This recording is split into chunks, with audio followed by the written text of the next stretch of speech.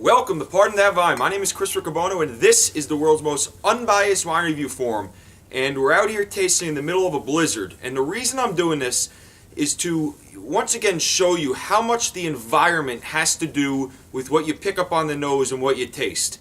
Right now, out here, when I go to smell these wines, there's so much going on. It's cold, it's windy, there's snow, there's the smell of different fireplaces going on, that I will not smell on the nose what I would smell if I was sitting inside in a quiet room by myself. And this is important because since the beginning when I started this show, I emphasized that I was not going to get into all of the hints of this and hints of that when tasting the wine, because my belief was that every unique individual is going to pick up something different. So obviously there'll be some main profiles, earthy, fruity, etc., that everyone will pick on, and then all the little hints of this and hints of that I was going to leave up to you. And it's funny because one of the main wine bloggers, who I won't mention, recently wrote an article saying, what was kind of wrong with tasting notes. That, when people don't pick up all these things that certain wine critics name, they think that they're not experts, or they think that they're not grasping wine. And, it's kind of, depressing, it's not the right word, but you get real excited about wine, and then you try to taste next to someone else who's saying these 15 different things they pick up, and you pick up one, and you're saying, man, I must not be really know what's going on with wine. That's just not the case. I sat down the other night for dinner with someone who I really respect their wine knowledge, and we were going back and forth pretty much disagreeing on every single tasting note that we picked up, which is what makes wine fun. It's what you pick up. And like I said, you should get the main things that I talk about, and if you're not getting those, then you should try to concentrate on them. But this whole thing that wine can be defined and that it's very simple to understand and straightforward is just not the case. That's what adds to the uniqueness of wine, is that it's kind of a mystery. Everyone picks up a different thing. It changes from one day to the next, 1 hour to the next, and that's what's great. So we're out here in the elements, and we're tasting a Barolo Fontana Freda 2003. 2003 is a great vintage to buy for Barolo, and the reason I say that is because they're dropping the prices.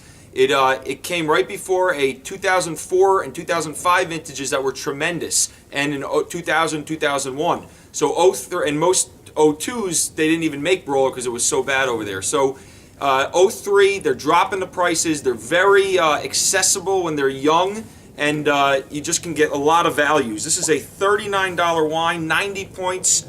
Parker, 88 points Spectator.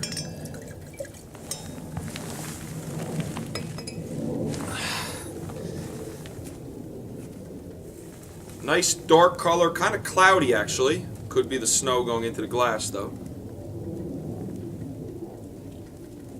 Wow, tons of fruit, even out here, even with these elements.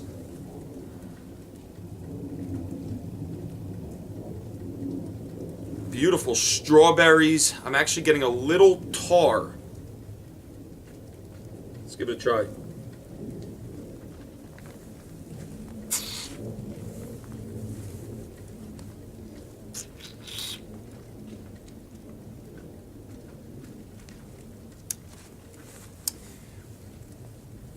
Still a little bit young. Huge tannins at the end. I actually thought it would be more approachable right now based on some of the experiences I've had with the other 03s. It actually needs some time, this one. On the palate, on the nose, you're getting pretty much all fruit, all strawberries, like I said, a little tar. On the palate, you're getting a lot of tar, you're getting earth, you're getting pavement, you're getting crushed rocks. A lot of that Piedmont terroir. A lot of cherries, sour cherries on the nose. I would say, for $40, this is a nice Barolo. I would lay it down for another 2 years. It's an 03. I want to give it one more try.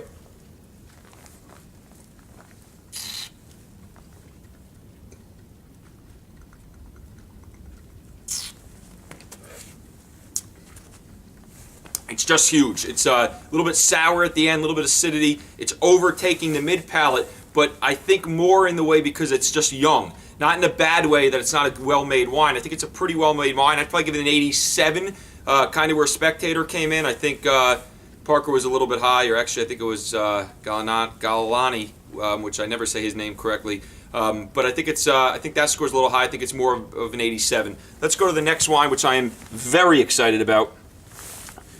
This next wine is Blackbird Vineyards. Not an easy wine to find. You could kind of call it a cult wine. They make a number of different wines. This is the Paramore, 48% Merlot, 44% Cabernet Franc, the rest Cabernet Sauvignon.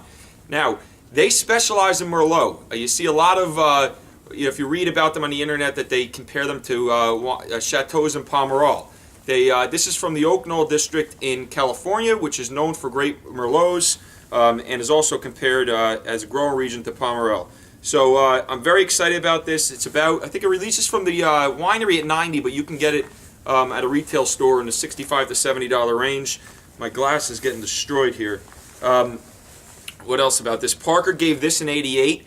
The 07, this is the 06. The 07's got big scores from Parker. Spectator gave this a 90.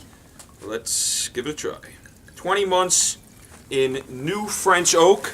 83% new, 20 months in French oak. It's tough with the snow to perform here. Really dark. Almost black.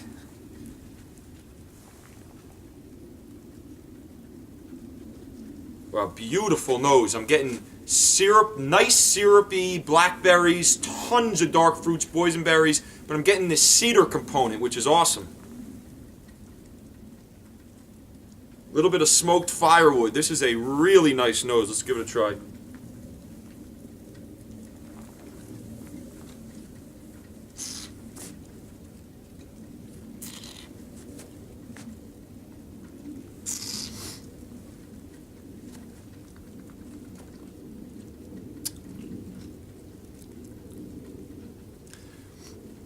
That's a really nice wine. I see why Parker gave it an 88. It's so close to being a 90 plus wine. There's just some, it's not a perfectly integrated wine. It gets a little thin on the finish. On the mid palate, it's beautiful. I mean, we're talking a mixture of pepper and dark fruits. Just powerful. You can taste the Merlot, you can taste the Cabernet Franc. They're balancing each other out. I want to give it one more try.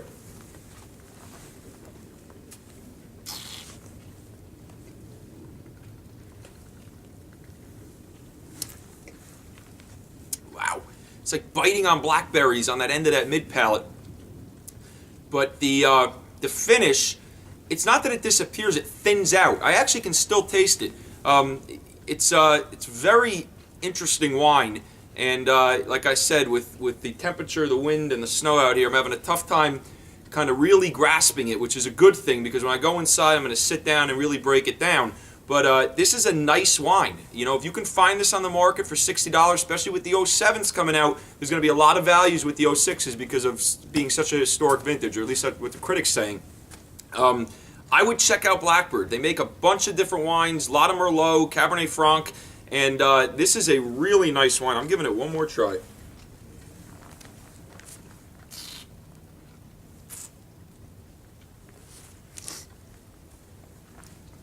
Got like the smokiness, but dark fruits, but it just thins out at the end, which I don't really like. And that's why I would also probably give it an 87.5, 88. But it's a nice wine. I think for $65 it's just too expensive. But I've had so much luck with Blackbird, I definitely would give them a try. Anyway, I hope you enjoy the show. Have a great day, and I will see you tomorrow. Thanks.